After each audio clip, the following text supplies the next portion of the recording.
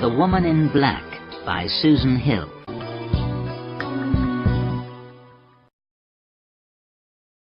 Chapter 1. Christmas Eve. My name is Arthur Kipps.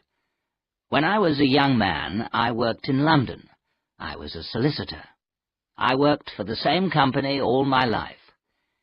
14 years ago, I bought this house called Monk's Peace. I live here with my dear wife, Esme. Esme's first husband had died. She was a widow when I married her.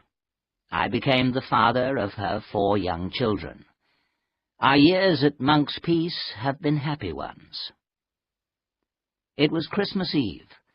All the family were at Monk's Peace for the holiday. We were all sitting by the big fire at the end of the day. I was in my armchair, listening to the laughter and the talking. "Wake up, Father!"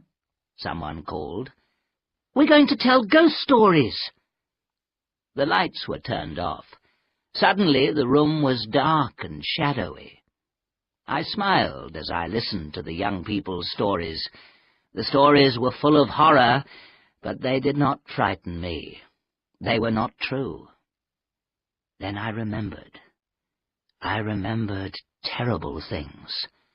These memories were terrible because they were true.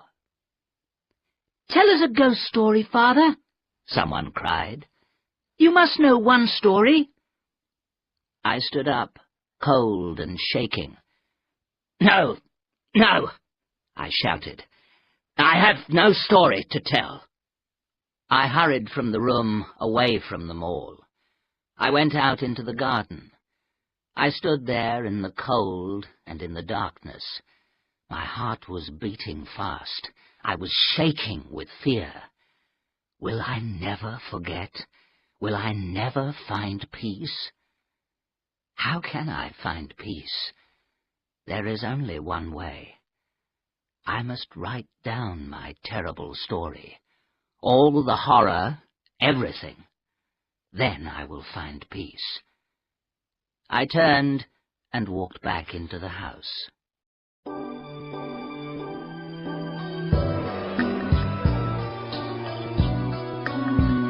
Chapter 2. London Fog. My story begins in November many years ago. I was a young man of 23. I worked for a solicitor called Mr. Bentley. Sometimes the work was uninteresting, but I worked hard. I wanted to do well. That November morning, the weather was cold. A thick, yellow fog covered London. The fog filled people's ears and eyes. It got into houses, shops, and offices. Mr. Bentley called me into his office. "Sit down, Arthur, sit down," Mr. Bentley said. He pointed to a paper on his desk. "This is the will of Mrs. Drablow, Mrs. Alice Drablow of Eelmarsh House in Yorkshire. A strange old lady and a strange house. Have you ever been to Yorkshire, Arthur?" "No, sir." "Well, my boy, go home and pack your bag. Mrs. Drablow is dead. She has no relatives in England, and we are her solicitors. I want you to go to the funeral." Mr. Bentley saw that I was surprised. "I can't go myself," Mr. Bentley said quickly. "I'm too busy." "After the funeral," he went on, "I want you to go to Eelmarsh House. I want you to look at the old lady's papers. Bring back anything important." Mr. Bentley stood up. "The funeral's at 11 o'clock tomorrow morning," he said. "Take the afternoon train from King's Cross Station. Here is the key to Eelmarsh House. Mrs. Drablow's will and other important papers are in this envelope." And he held out a large brown envelope. Written on the front of the envelope was, "Mrs. Alice Drablow, Eelmarsh House, 9 Lives Causeway, Crithin Gifford, Yorkshire." "What a strange address," I said. "Yes, it's a strange address, "And it's a strange place," Mr. Bentley said. "Now, off you go, my boy." There wasn't much time to get ready for the journey. I quickly packed my bag. Then I wrote a note to Stella, my fiancée. Then I set off for King's Cross Station. The fog was thicker now. The smell of fog was everywhere. At last I reached the big, noisy station. I was beginning to feel excited. I was going on a journey. I had an important job to do. I was soon sitting in the train, and then it was moving. Slowly at first, and then faster. The fog of London was left behind. Darkness fell. I was on my way north to Eelmarsh House. I changed trains at Crewe. Then I changed trains again at a small town called Homerby in Yorkshire. The air was cold. The wind blew rain on my face. The little train I got into at Homerby was old and dirty. I put the brown envelope on the seat beside me. I opened my newspaper and began to read. A few minutes later, a big man with a red face got into the carriage. He sat down as the train began to move out of Homerby. "It's cold in here," I said, "but I've left the fog of London behind me." "We don't have fogs here. We have mists. The mists come in from the sea," the big man said. We sat for a few moments in silence. Then I saw the big man look at the envelope on the seat beside me. "Drablow," he said. "Are you a relative?" "No, I'm a solicitor," I said. "I'm going to the funeral." "You'll be the only one there, Mr.—" "My name's Kipps, Arthur Kipps," I told him. "I'm Samuel Daly," the big man said. "Didn't Mrs. Drablow have any friends?" I asked. "No, she didn't have any friends," Mr. Daly said. "People become strange when they live in strange places." I smiled. "Are you trying to frighten me, Mr. Daly?" I asked. He stared at me. "No, I'm not trying to frighten you," he said. "But there are other people in Crithon Gifford who will try to frighten you." I suddenly felt very cold. "Where are you staying tonight?" Mr. Daly asked me. "I'm going to stay at the Gifford Arms." "The Gifford Arms is a comfortable inn," said Mr. Daly. "I go past it on my way home. You can come with me in my car." Mr. Daly's car was waiting at the station. A few minutes later, it stopped outside the inn. Mr. Daly gave me his card with his address on it. "That's where I live," he said. "If you need any help, come and see me." The Gifford Arms was warm and comfortable. After a good supper, I went to bed. I slept well. Thank God I did. I never slept so well again.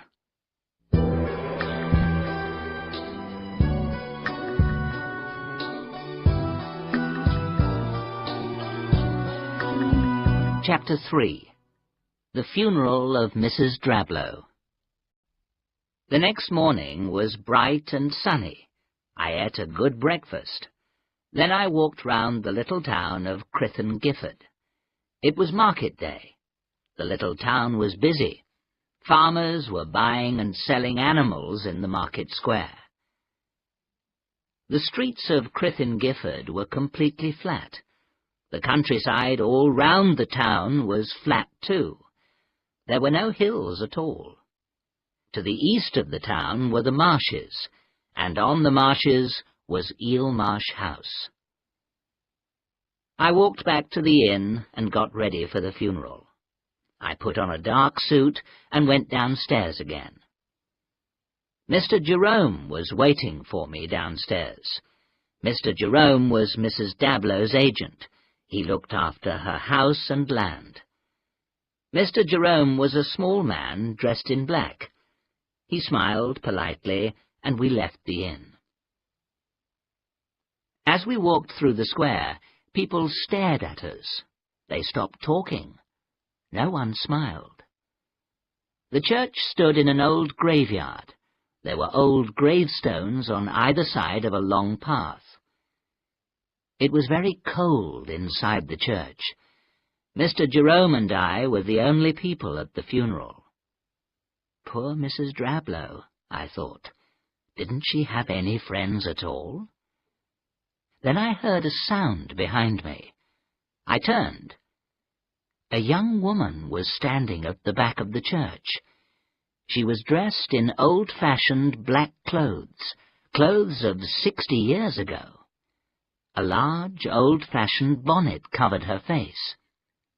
She raised her head and looked at me. The young woman's face was white and very thin. How ill she looked. When we left the church, I looked for the woman, but I did not see her. Then, in the graveyard, I saw her again. In the sunshine, her face was whiter and thinner. I closed my eyes to pray. When I opened them, the woman had gone. Beyond the graveyard I saw the estuary, and beyond the estuary was the open sea. The funeral was over. I followed Mr. Jerome from the churchyard. "Who was that young woman?" I asked him.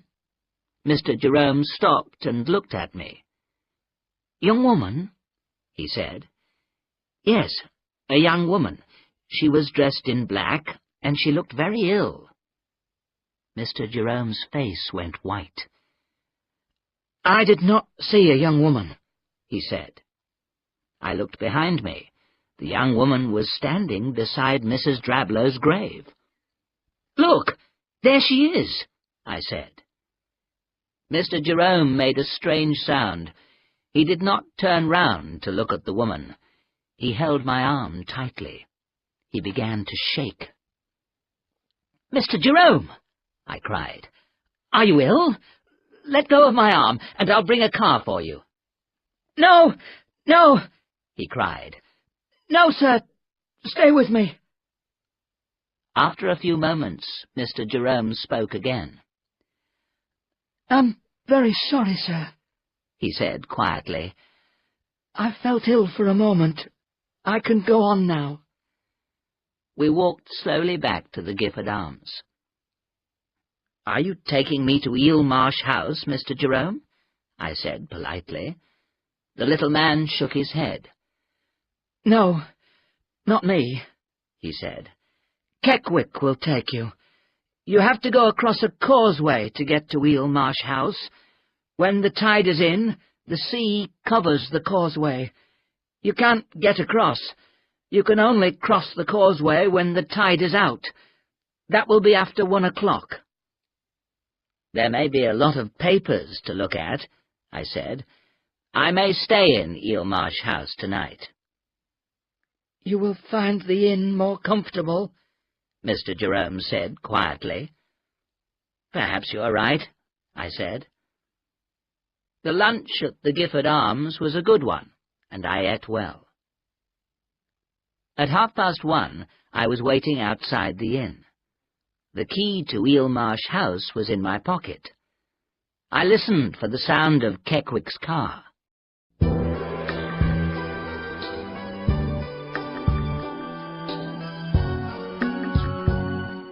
Chapter 4.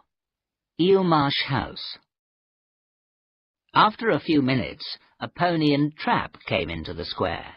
It stopped beside me. "Mr. Kipps," the driver said. "Are you Keckwick?" I asked. I was surprised that Keckwick did not come in a car. The man nodded his head. I got into the trap. The ponies started off at once. We drove quickly through the quiet little town. We passed the churchyard and were soon in open country. The country around the town was completely flat. There was a beautiful grey sky above us. After a time we reached the marshes. The marshes were strange and beautiful. No trees grew in the marshes. There was water everywhere. There were no people and no houses. There was silence. The only sound was the noise made by the hooves of the pony and the wheels of the trap. We drove along the path until we came to the causeway. The long causeway went across the estuary. The sandy causeway was not much higher than the water on each side. "This is 9 Lives Causeway," I thought. "At high tide, the water will completely cover it." The bright winter sun shone in my eyes. I shut them for a moment. When I opened my eyes, we were near the end of the causeway. In front of us was a tall grey house. It stood alone, looking over the marshes and the water of the estuary. The lonely house was on a little island. This was Eel Marsh House. The trap stopped in front of the house. For a few moments I did not move. What a strange, lonely place! But the place was so beautiful that I did not feel afraid. I got out of the trap.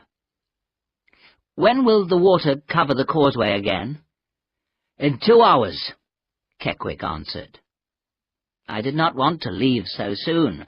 I wanted more time in this beautiful place. 2 hours won't be enough time for me to do my work here," I said. "I'll come back here again tomorrow. I'll bring food and drink with me and stay for a day or 2. But now that I'm here, I'll have a look round the house. What are you going to do? Will you wait here or come back for me later?" Keckwick did not answer. He turned the pony and trap round and drove off. I watched the trap going back across the causeway. I was alone. I stood there without moving. The key to the house was in my hand. A seabird flew by. It gave a cry. Then there was silence again. What a place to live, I thought. Perhaps one day Stella and I will stay here. I wanted to be with her in this beautiful place. There was a field behind the house. It went from the house to the water. The setting sun made the water red. The wind from the sea was getting colder. At the end of the field, I saw a little church. It looked very old. It had no roof, and its walls were broken. Some old gravestones stood round the old building. It was beginning to grow dark. It was time to go inside the house. And then I saw the young woman again. She was standing beside one of the gravestones. It was the woman in black. She was wearing the same old-fashioned clothes. She looked pale and ill. Her eyes were dark in her pale face. Those eyes! How can I describe them? Her eyes were evil. They stared at me with a terrible hate. There was something the woman wanted from me, something she had lost. What was it? I began to shake with fear.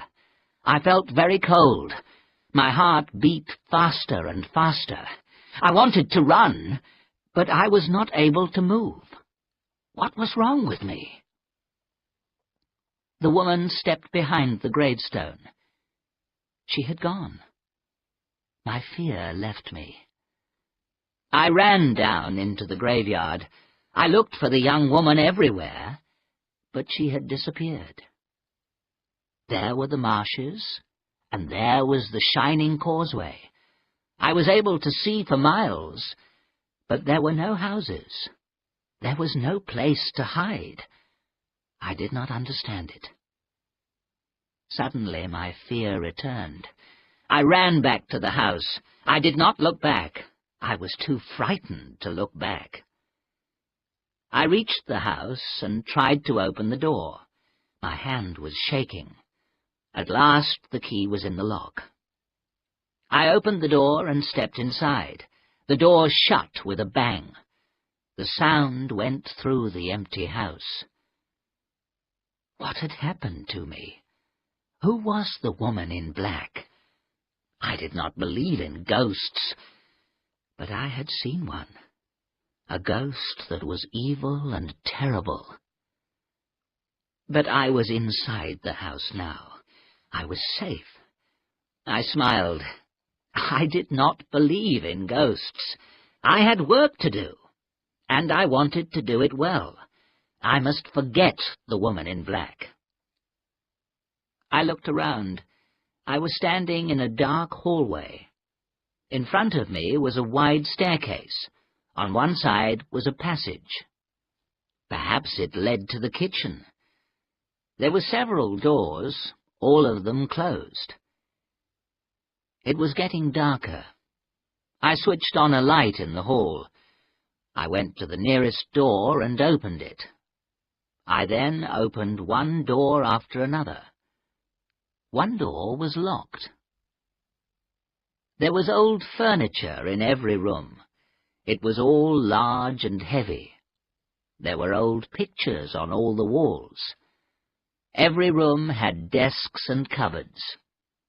And my job was to look through all of them. There was a damp smell in the house. Some of the rooms had not been used for many years. The whole house was dark and shadowy. Mrs. Drablow had lived here alone, I thought. I was not surprised that people said she was strange. I pulled up the blinds at every window. From each window I was able to see the marshes and the estuary.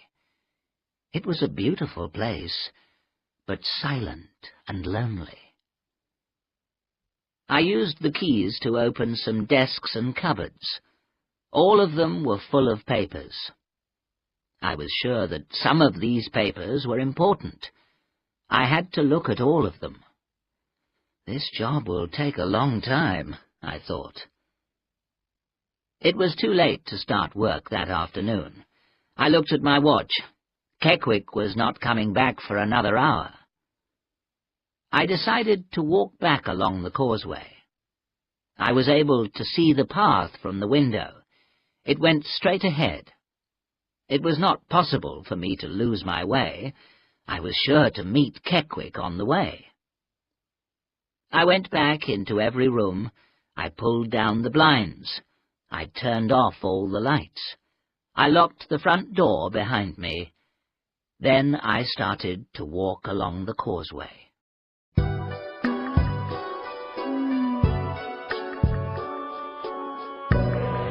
Chapter 5. The Cry of a Child. Outside the house, everything was quiet. I looked back once, but I did not see the woman in black. The causeway was dry, but the tide was coming in.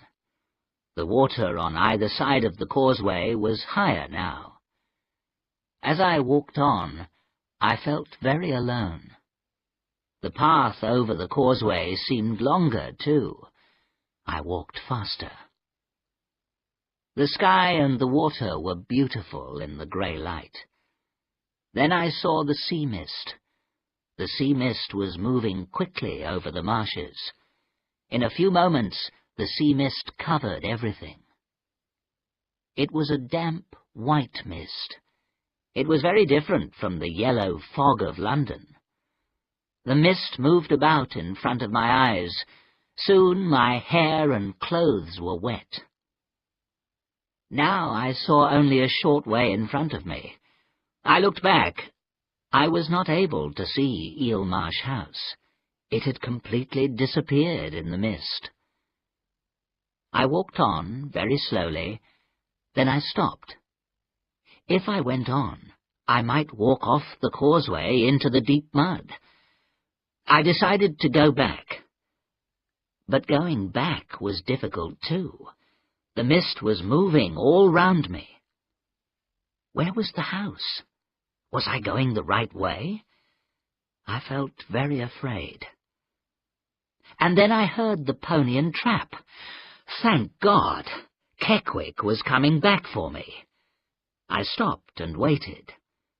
But now the sounds of the pony and trap were going away from me.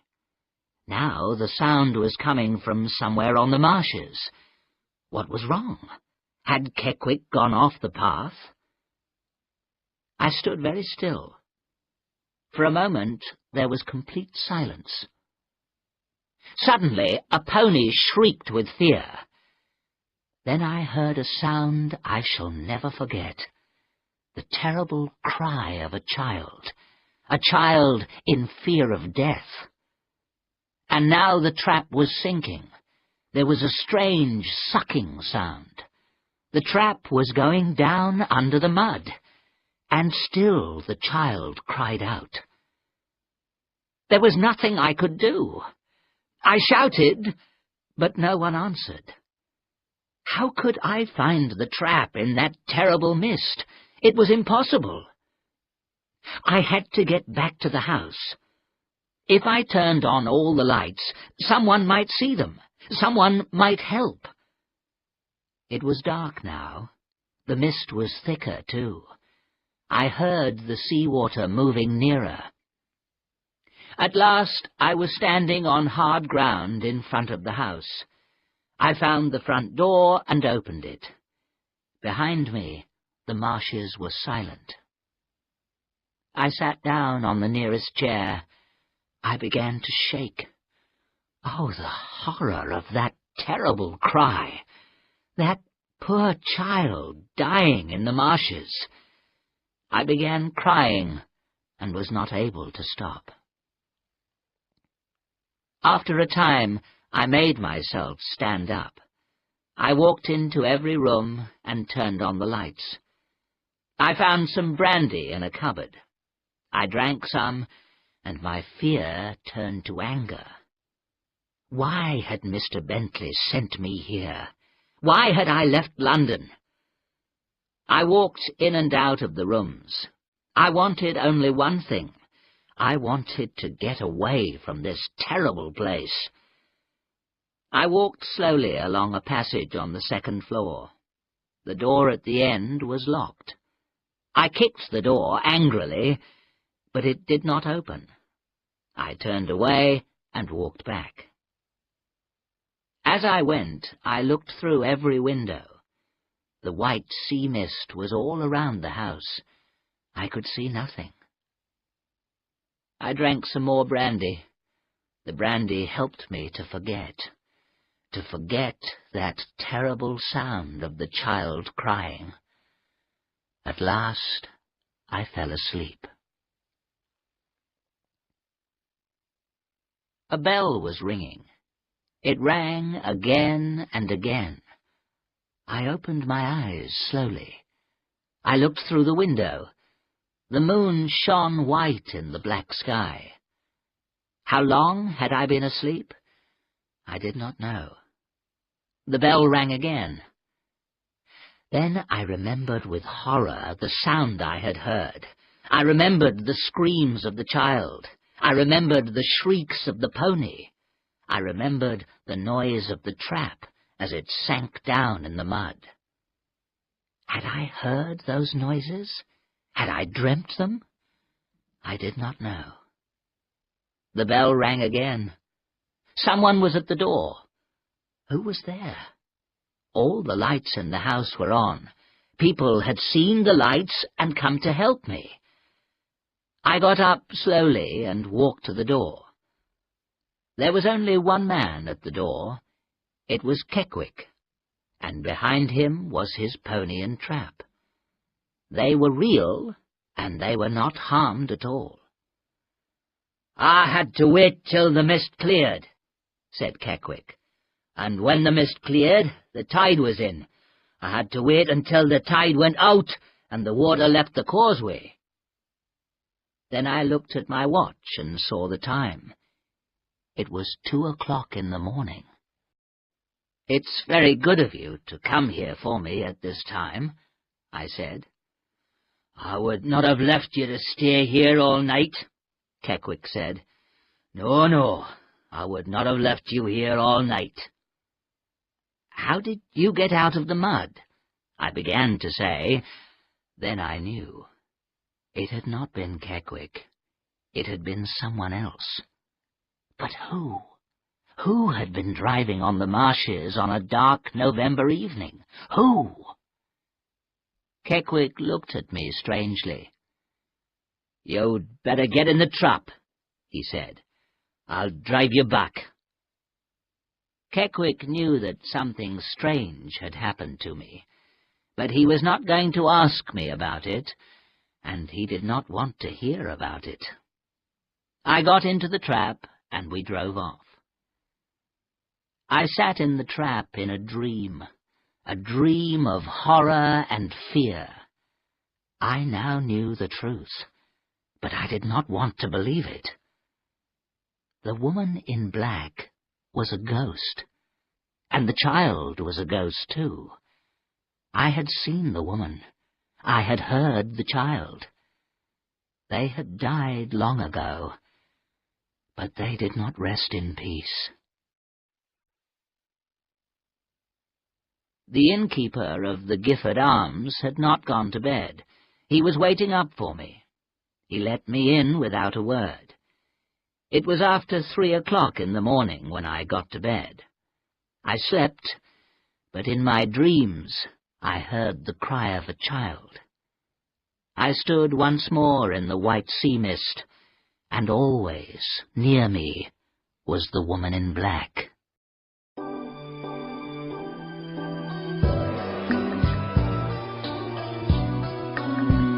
Chapter 6. I Go Back. When I woke, the sun was shining.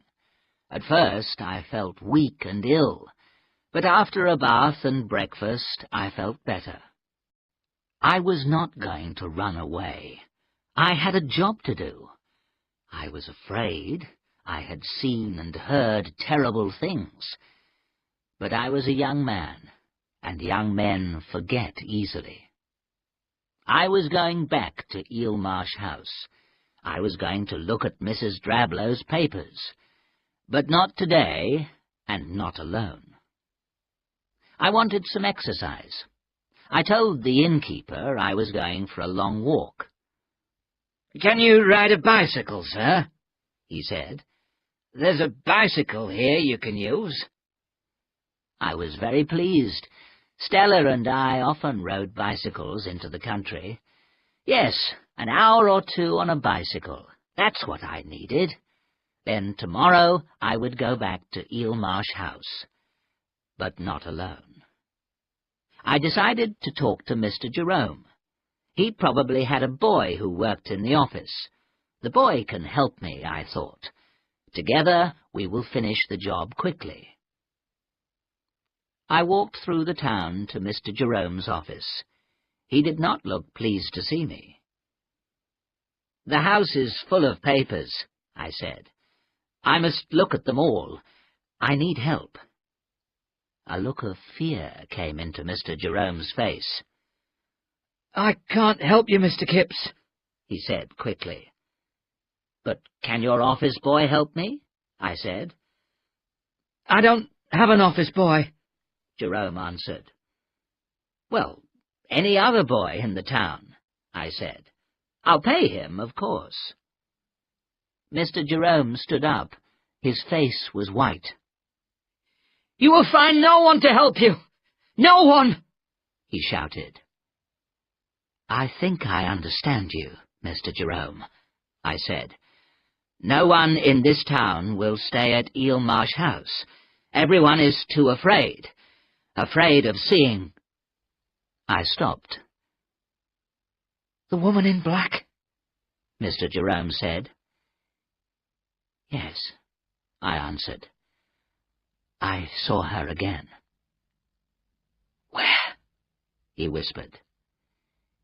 "In the graveyard behind Eelmarsh House. But she's not going to stop me, whoever she is, or was."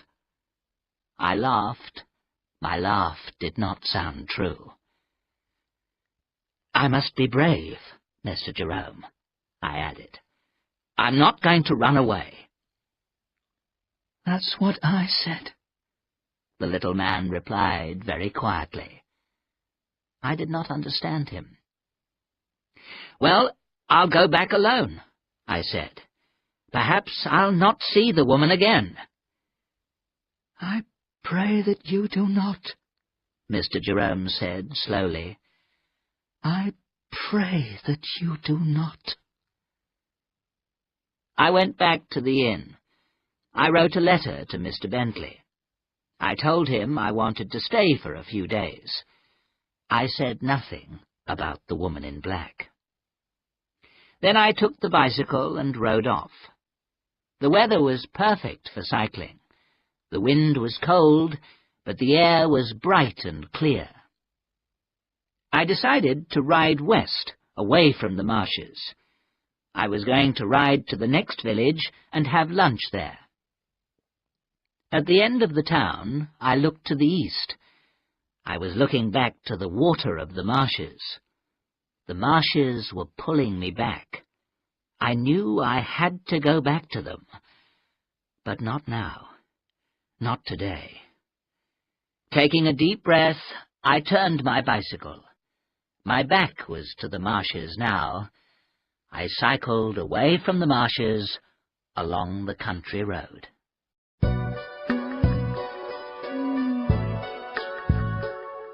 Chapter 7. Dinner with Mr. Daly. I rode back to Crythin Gifford about 4 hours later. I was feeling happier. Eelmarsh House did not frighten me now. I knew I was brave enough to go there alone.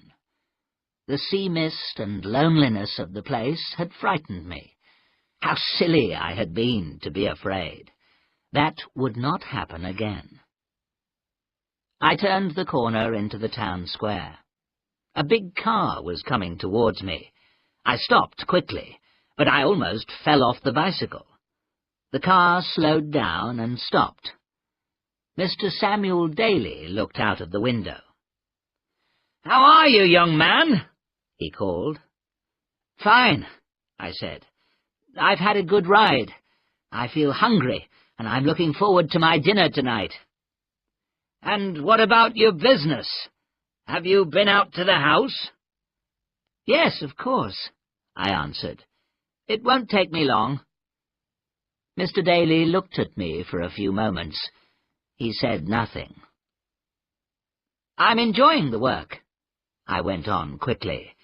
"It's all very interesting, but there are many papers to look at." Mr. Daly went on staring at me. "Mr. Kipps," he said, "those are brave words, but I don't believe them. Come to my house for dinner tonight. The innkeeper knows where I live."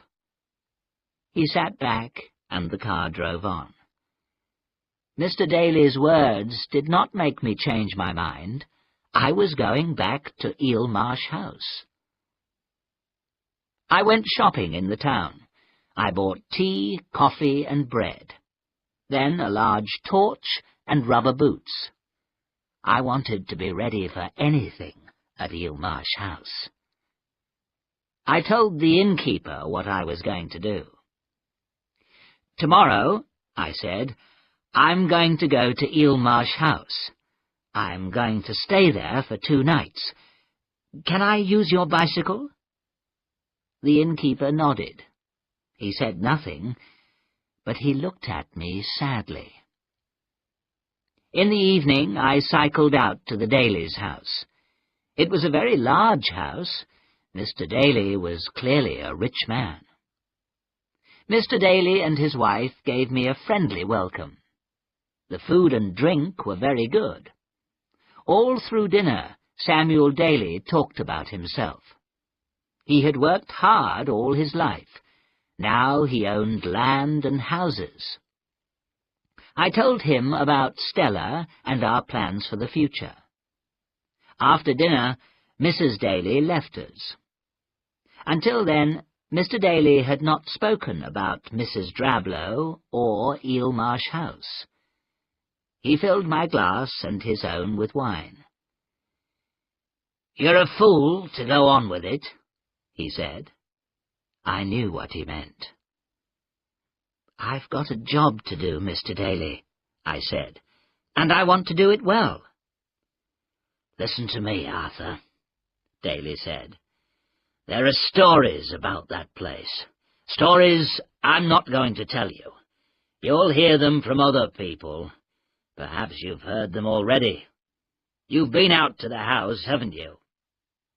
"Yes, I've been there," I answered, "and I heard and saw things I cannot understand."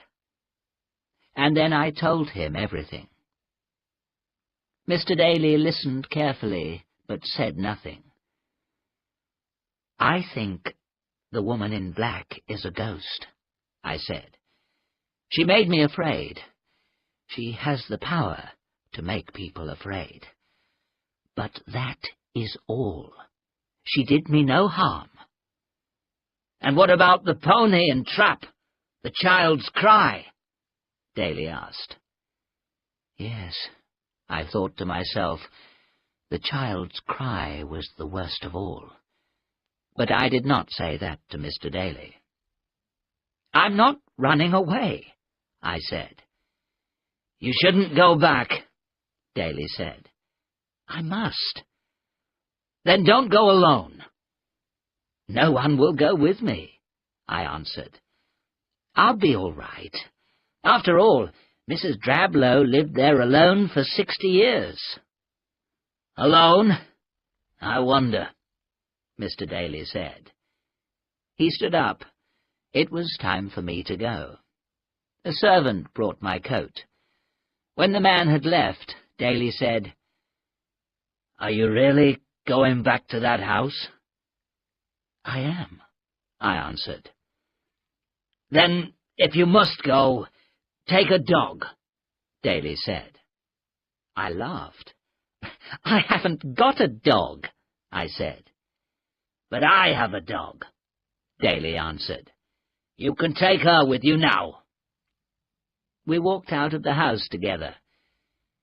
"Wait here a moment," Daly said.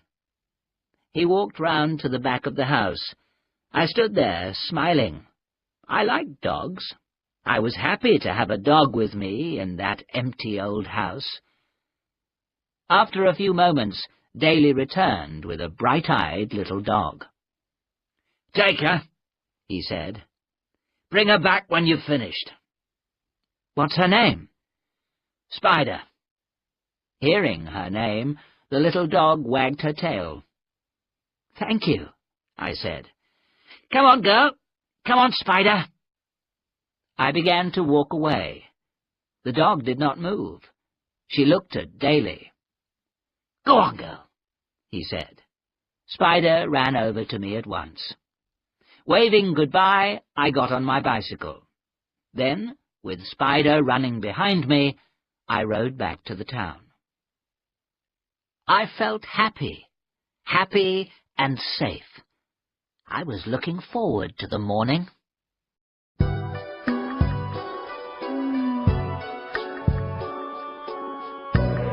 Chapter 8. Sounds in the Night. Next day, the weather was good. At 9 o'clock, Mr. Bentley phoned from London. "I've received your letter," he said. "You can stay for a few days. Send me any papers that look important. Leave the other papers in the house. Don't stay too long." "I'll finish the work as quickly as I can," I answered. "It's a strange old house," I added. "Mrs. Drablow was a strange old woman," Mr. Bentley said, and he put the phone down. By 9:30 I was ready. There was a basket on the front of the bicycle. I put everything in the basket. I cycled off happily. The little dog, Spider, ran along behind me. The tide was coming in. Very soon it would cover the causeway. But that did not worry me. The air was clear. The sun was shining on the water. Seabirds were flying and calling over the estuary. I was soon at Eelmarsh House. I opened the windows.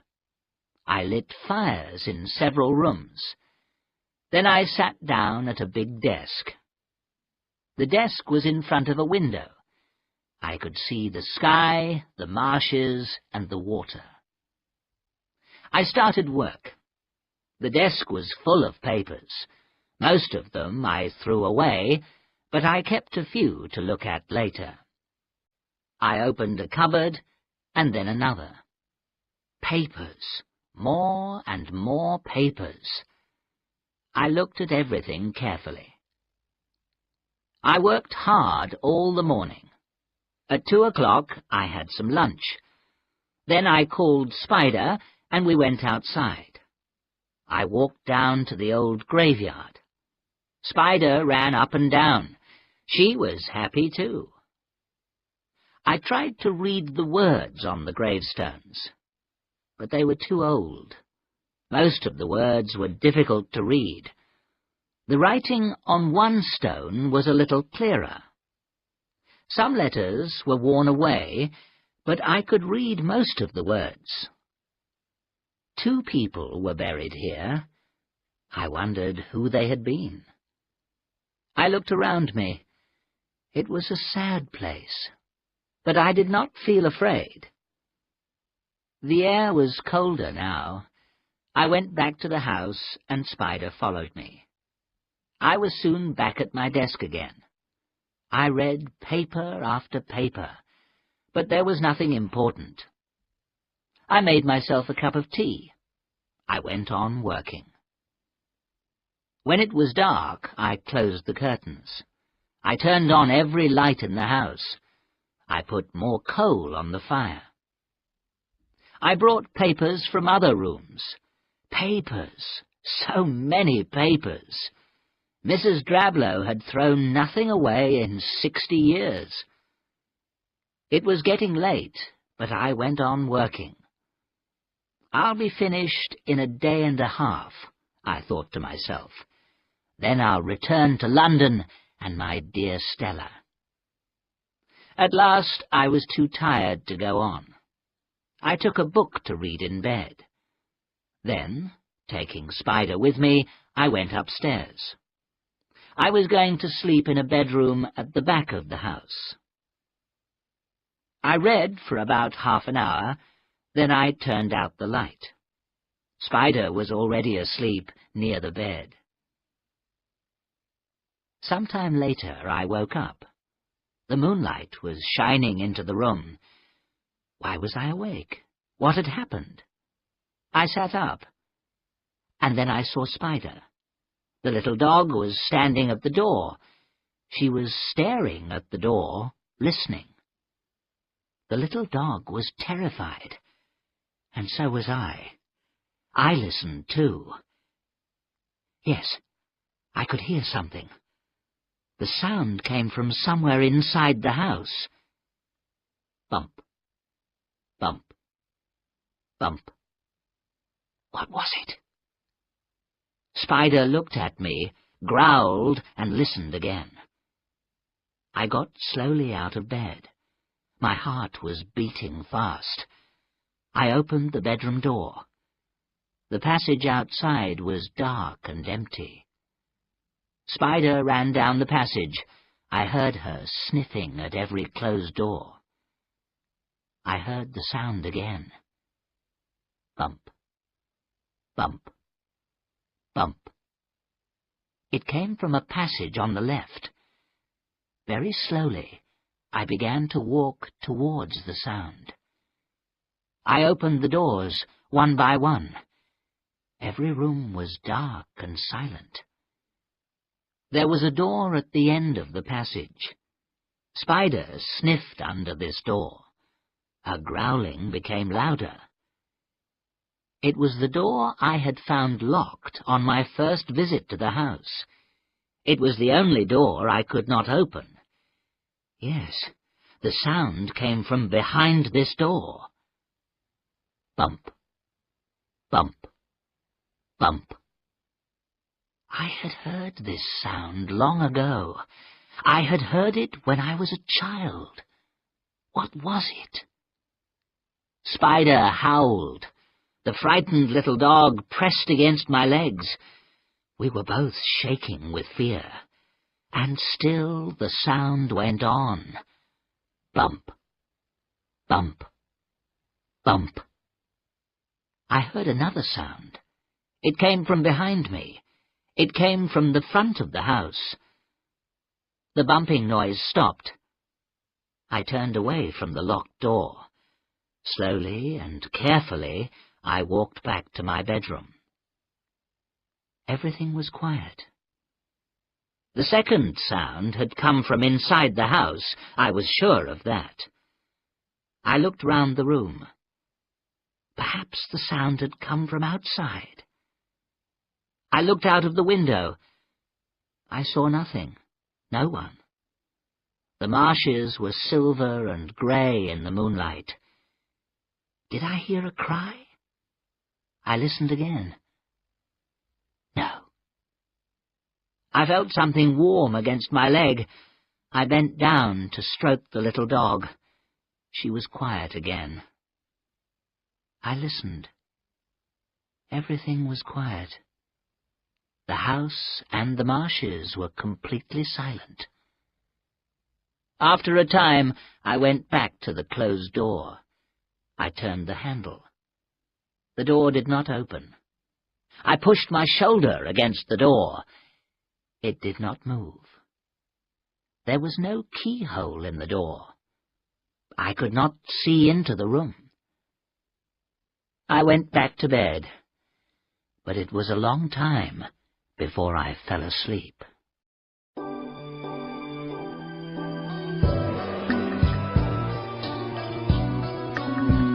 Chapter 9.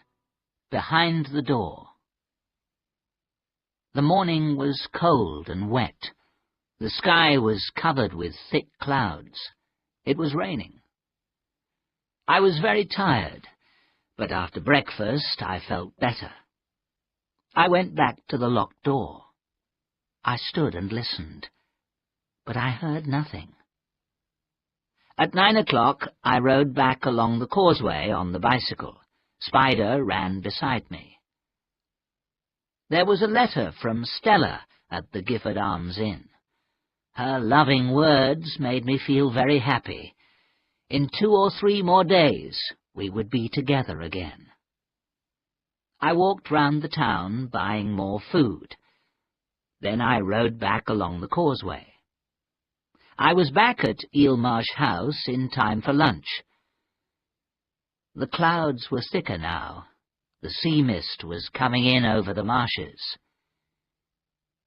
Inside the house it was already dark. I put on all the lights, but the house stayed dark and shadowy. My fears returned. I decided to go back to the town. I went outside.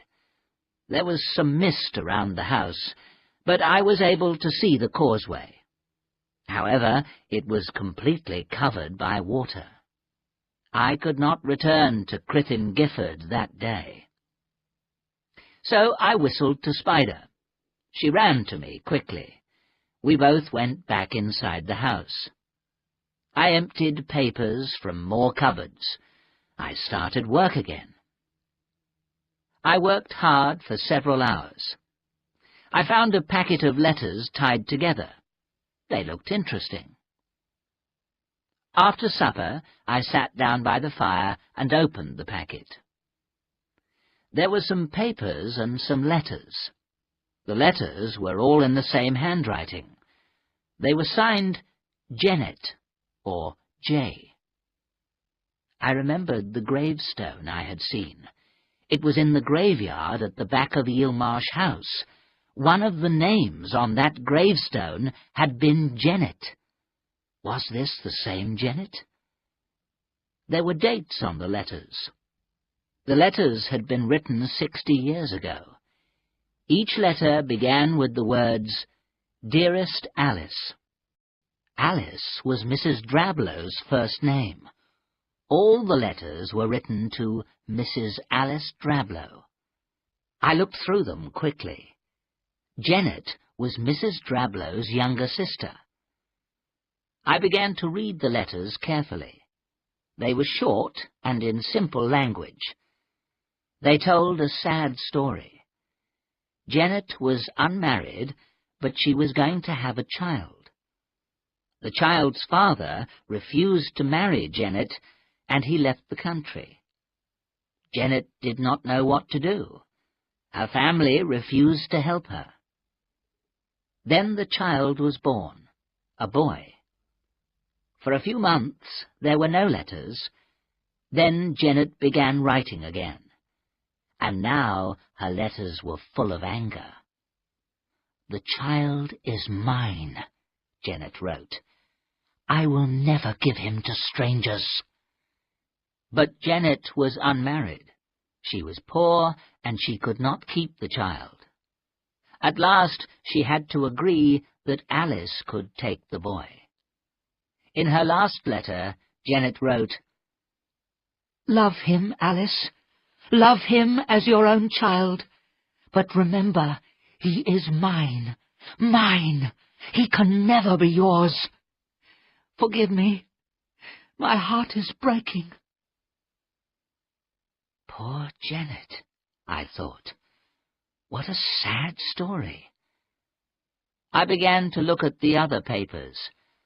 The first one was from a solicitor's office. The paper was about a boy called Nathaniel. Nathaniel was the son of Janet Humphrey. Nathaniel had been adopted by Thomas and Alice Drablow of Eelmarsh House. Alice Drablow was Janet Humphrey's married sister.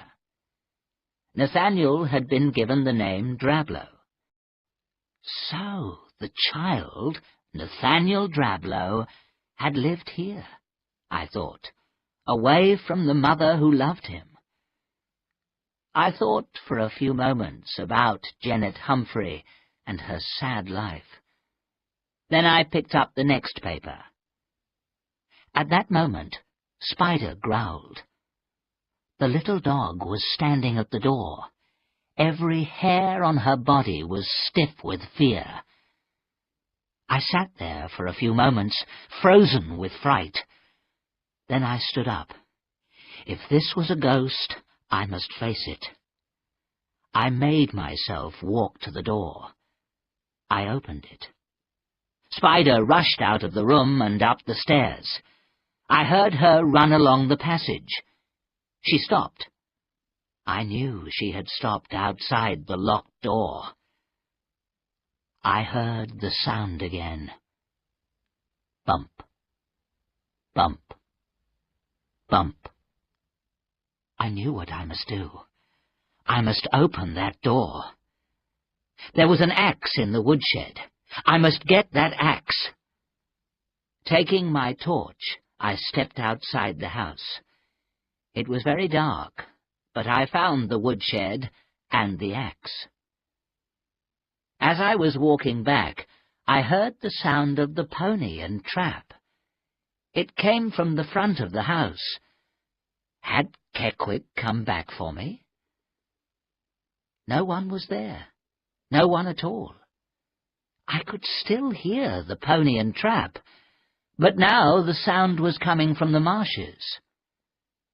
I stood there, Spider beside me. I was terribly afraid. Again, I heard the sounds of the water and the mud. I heard the pony shriek. I heard the child's awful cry. And then silence. I was shaking now. My mouth was dry with fear. I had heard these sounds before. The pony and child were not alive. I knew this. A pony and trap and all the people in it had sunk beneath the water. Spider began to howl and howl. I put down the axe and the torch and picked up the little dog. I carried her into the house. She was afraid, and so was I. After a few moments, the dog jumped out of my arms. She ran upstairs towards the locked door. I hurried outside, picked up the axe and torch, and followed her. The sound was louder now. When I reached the door, I saw why. The door of the locked room was open, wide open. I thought I was going to die of fear. The dog ran inside the room. The bumping sound went on, and now I remembered.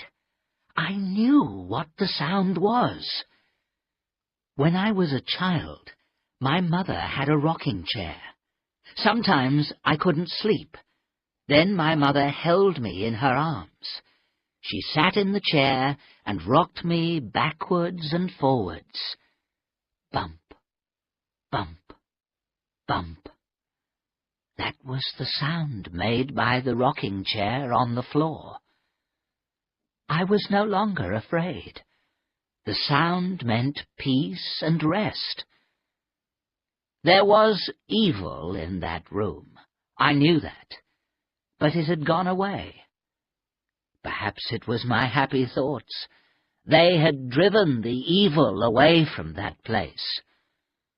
Holding the torch in front of me, I walked into the room. I pressed the light switch. Nothing happened. But my torch was powerful. I shone the bright torch round the room. The room had been a child's bedroom. There was a small bed in one corner.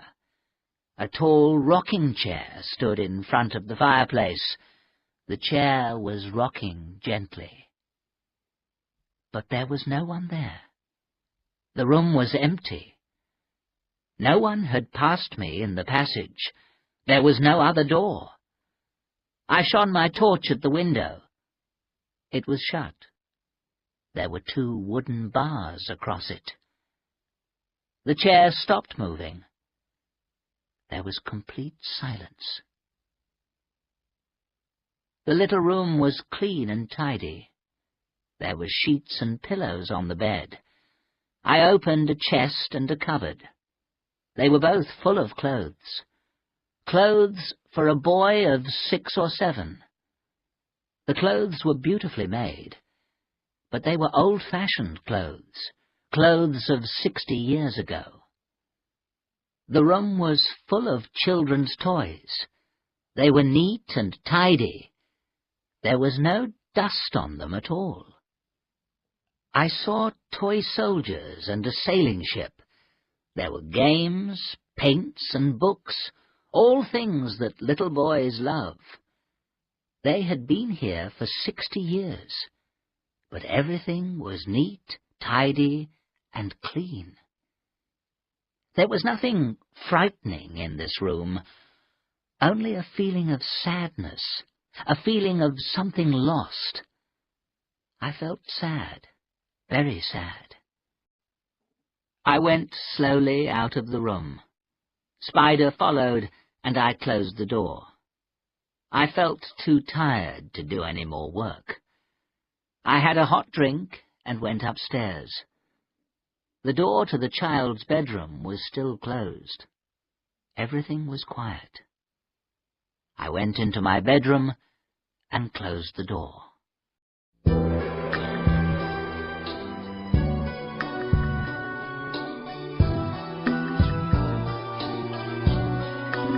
Chapter 10.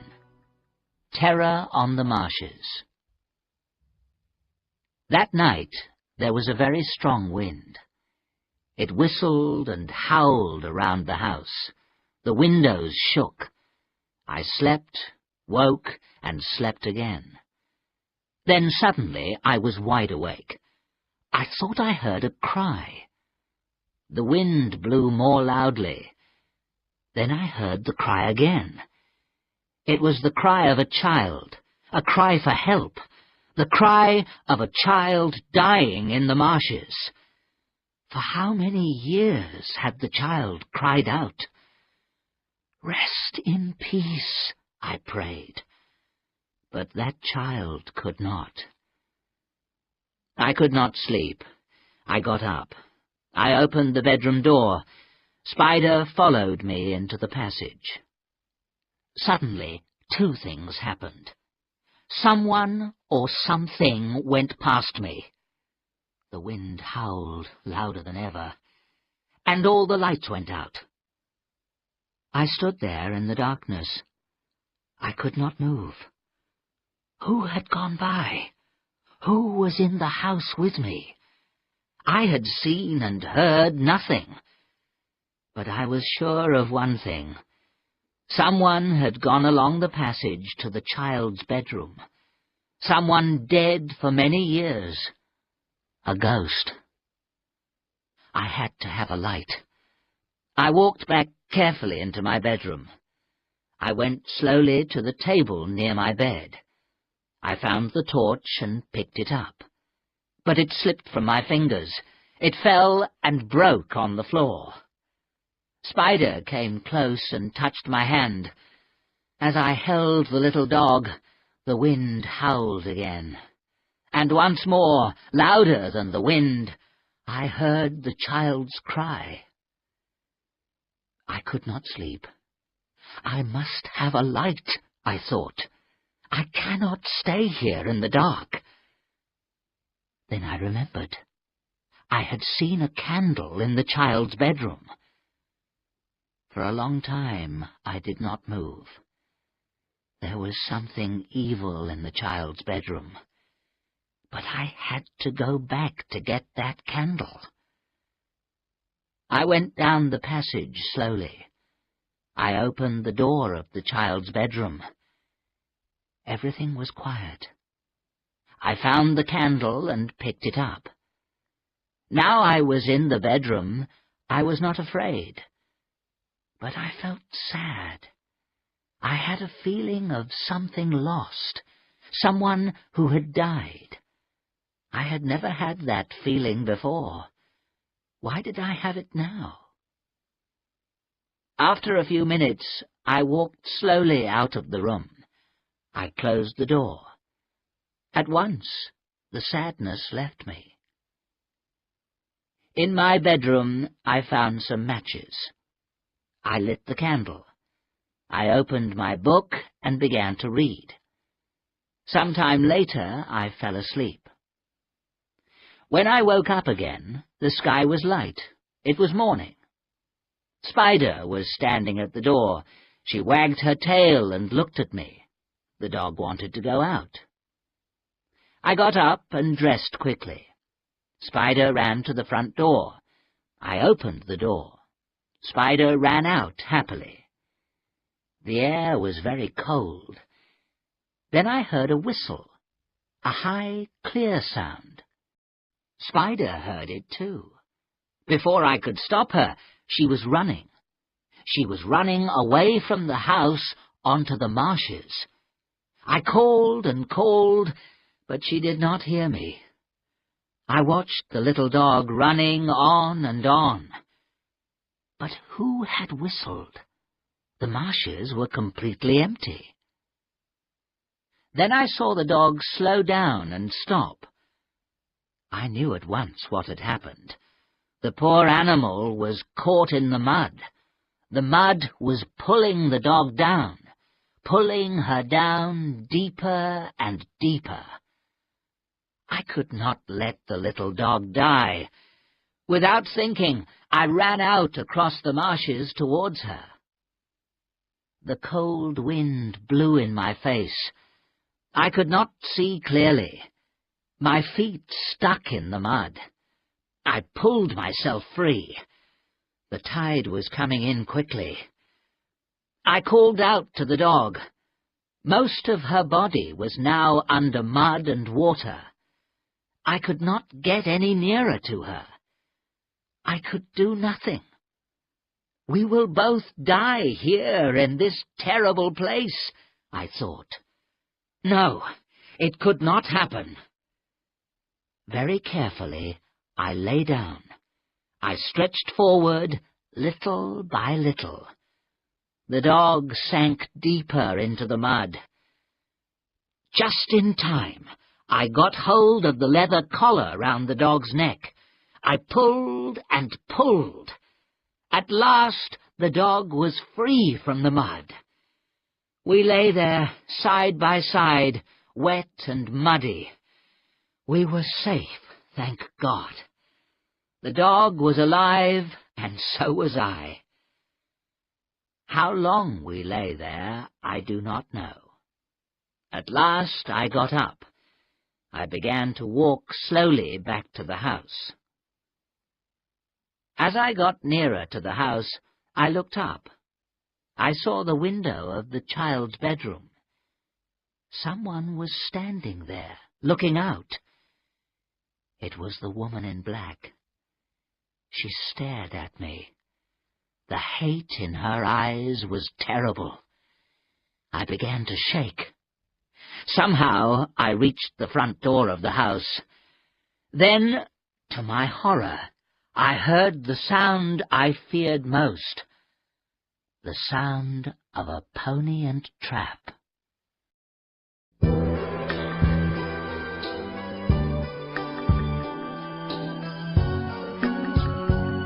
Chapter 11.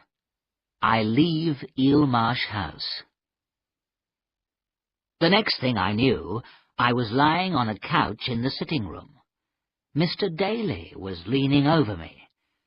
I tried to sit up, but I couldn't. I did not know what had happened to me. "The trap! The pony and trap!" I said. "Oh, that was me," Samuel Daly said with a smile.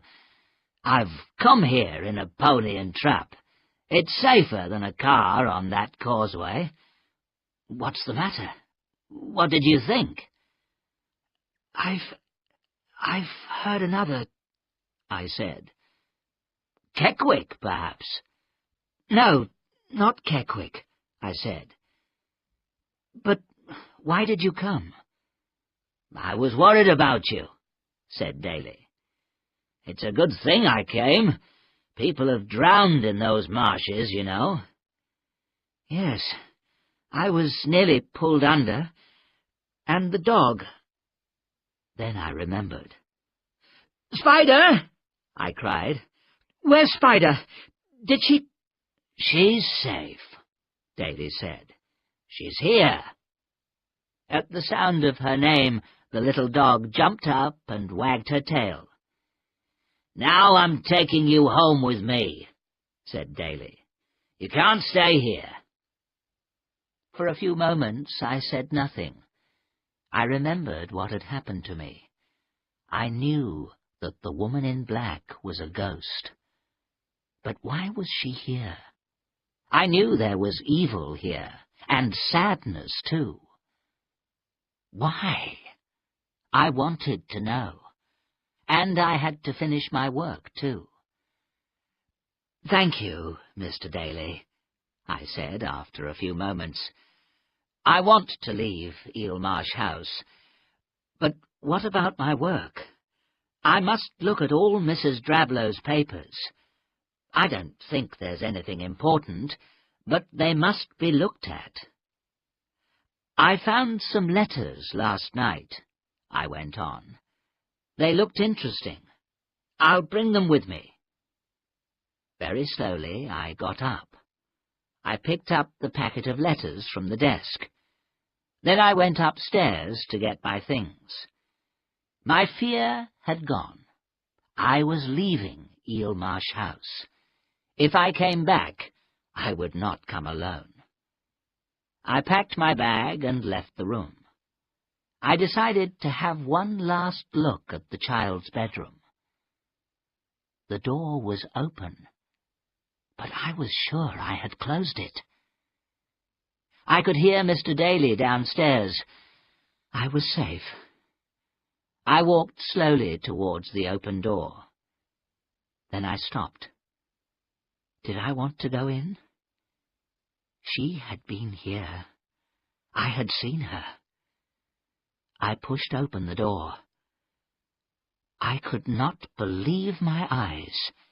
Everything in the room was broken and torn.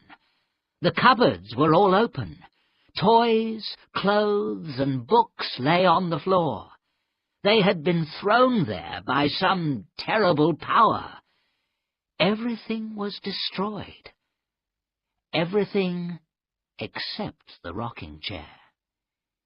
It had been pushed into the center of the room.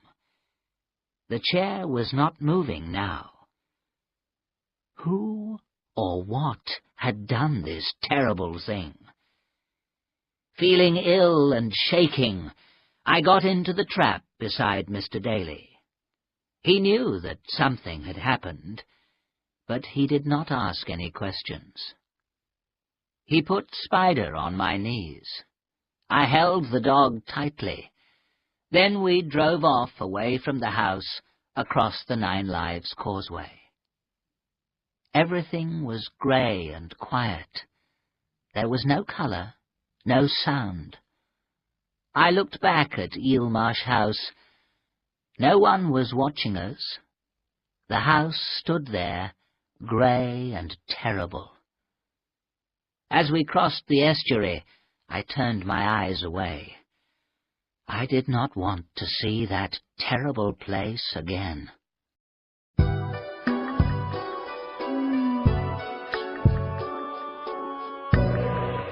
Chapter 12. The Death Certificates. The Dalys invited me to stay with them for a few days. I agreed, thankfully.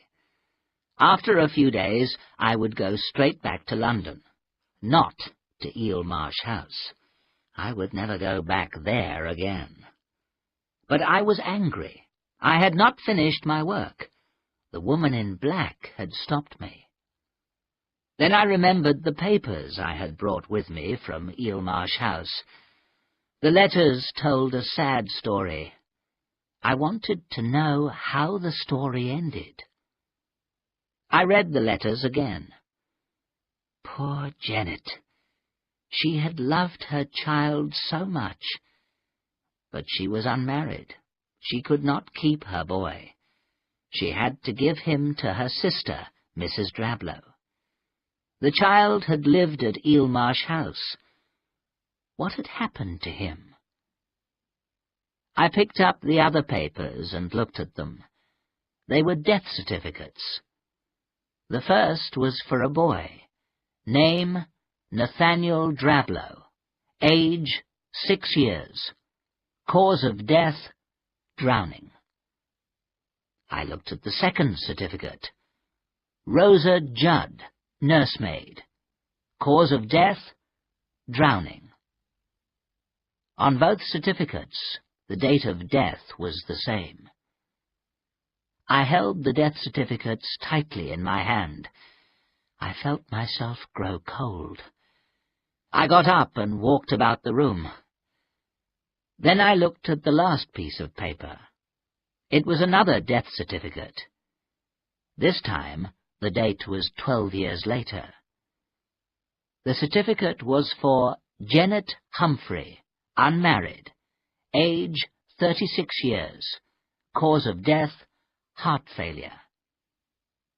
I sat down in my chair. One thing was clear. The woman in black was Janet Humphrey or her ghost. I did not believe in ghosts, but I had seen her. And now I knew something else. Long, long ago, a pony and trap had left the causeway. It had sunk down in the mud of the marshes.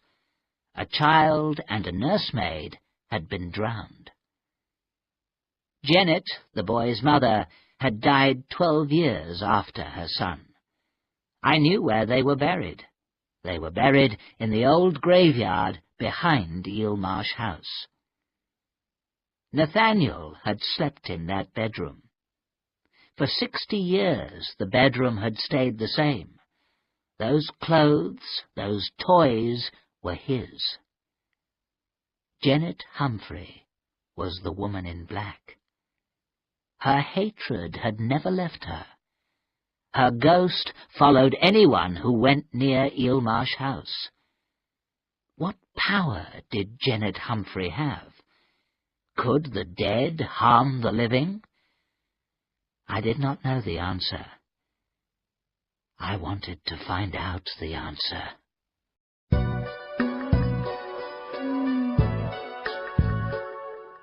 Chapter 13. Nothing can happen now. That evening, after dinner, I had a long talk with Mr. Daly. Spider was asleep in front of the bright fire.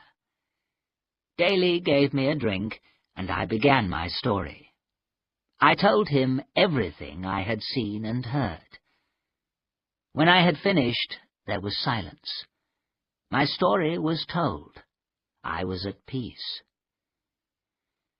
"Well, young man," Samuel Daly said at last, "you've had an unhappy time here." "Yes," I said, "but it's finished. Those things can't harm me now, can they?" Daly said nothing, but he looked unhappy. "Nothing can happen now," I said with a smile. "I'm never going back there. All is well." Daly said nothing. I began to feel worried. "Can there be anything else?" I asked. "Nothing will harm me now, will it?" "Not you, perhaps," Daly said slowly. "You can leave, but the rest of us must stay here. We have to live with it." "With what? Live with what?" I asked. "This town has lived in fear for a long time," Daly said. "For more than 50 years. Terrible things have happened, but people don't talk about them." My heart beat faster. I did not want to know any more, but Mr. Daly went on talking. "You know most of the story, but not all of it," he said. "Janet Humphrey sent her boy to Eelmarsh House, to her sister, Mrs. Drablow. At first, Janet went away to another part of the country, but she had to be near her son. She came back to Crithyn. She got work in the town, but Alice Drablow refused to see her. She refused to let Janet see the child. Janet's anger was terrible. So Alice Drablow allowed her to visit the house, but she must never tell the boy who she was. But the boy looked like his mother, and he loved her. He loved his mother more than Alice Drablow. Janet wanted her son back. She planned to take him away from Eelmarsh House.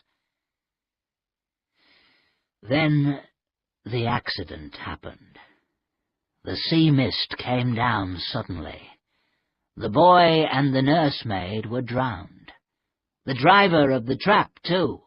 He was Keckwick's father. And the boy's little dog.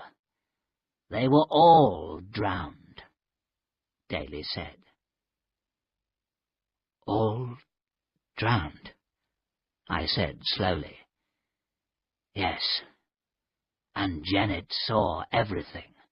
She saw everything from the bedroom window." "Oh, my God," I said quietly. "Janet Humphrey began to go mad," Samuel Daly said. "She was mad with sorrow and anger. She said her sister had killed her son. Then poor Janet became ill. She became thin and pale. Children were frightened of her. When she died, people began to see her ghost. There is something more terrible. Each time she is seen, something else happens." "What?" I asked. "A child has died, either by illness or in a terrible accident." "Any child? A child in the town?" "Any child," said Daly. Once it was Jerome's child. You may find this hard to believe, Arthur, Daly added, but it is true. I looked into his eyes. I believe it, Mr. Daly, I said. I believe it. That night I slept badly. I woke up again and again. I had terrible dreams. When morning came, I felt weak and ill. I was very ill for 5 days. In my illness, I had terrible dreams. In my dreams, the woman in black pushed her terrible face near mine. She sat on my bed, watching. I heard the cry of her dying child again and again.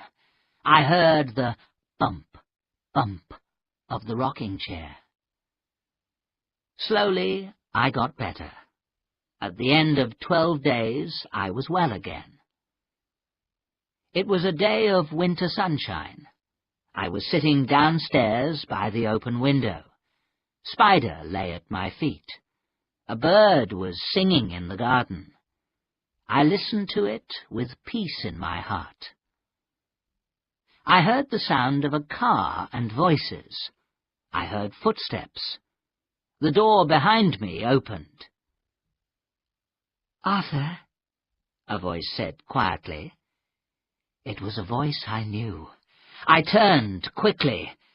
My dear Stella was walking towards me. She had come to take me home. The next morning, Stella and I left together.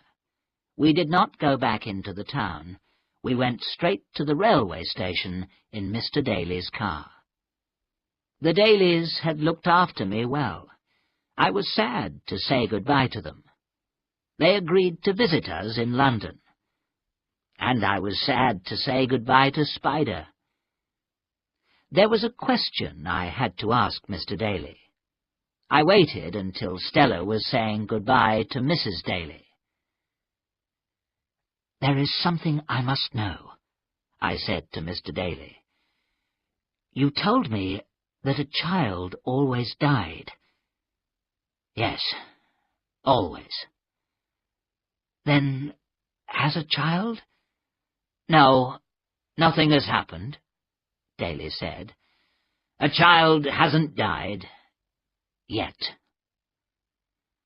"Then pray God the woman in black has gone forever," I said. "Pray God her power is at an end." Yes, Daly said. "We all hope that." I began to feel sorry for poor Janet Humphrey. She had lost her son. Her sorrow and anger had made her mad.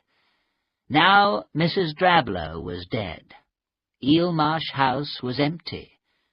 Wasn't that the end? Could Janet Humphrey rest in peace now? The train was waiting. I said goodbye to the Dalys. Thank God, my business in Crithin Gifford was finished.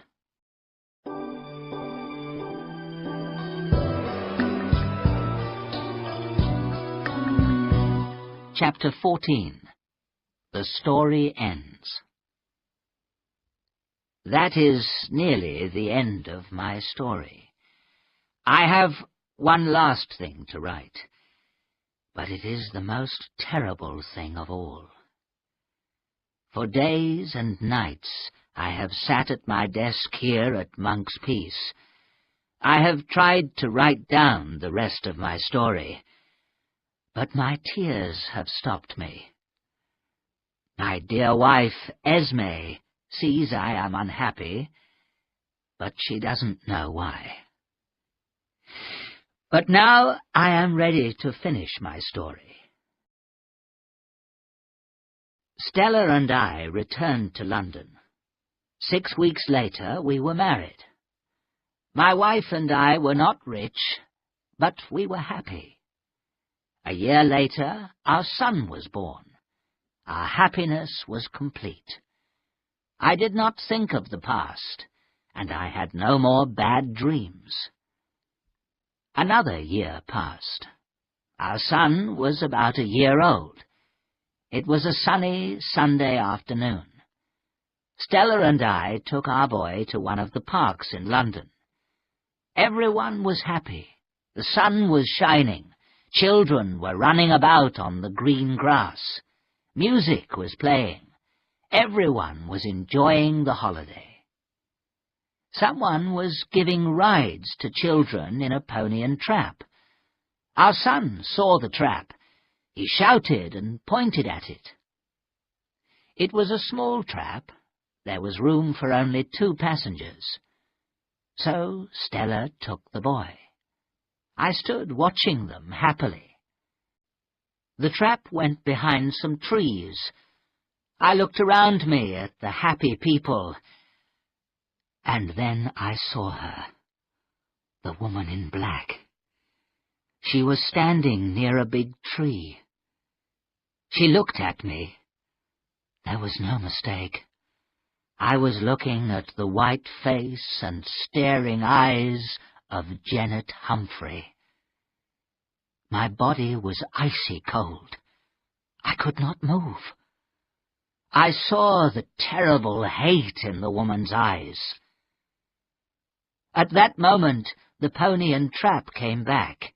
It came towards me, between the tall trees. My dear Stella was smiling. Our little son was laughing. I stepped forward. They passed the tree where the woman in black was standing. She moved quickly in front of the pony. The frightened pony shrieked. It turned and ran back under the trees. The driver could not stop it. There was a terrible crash. Then silence. The woman in black had gone. But my darling Stella and my dear son lay on the grass. They did not move.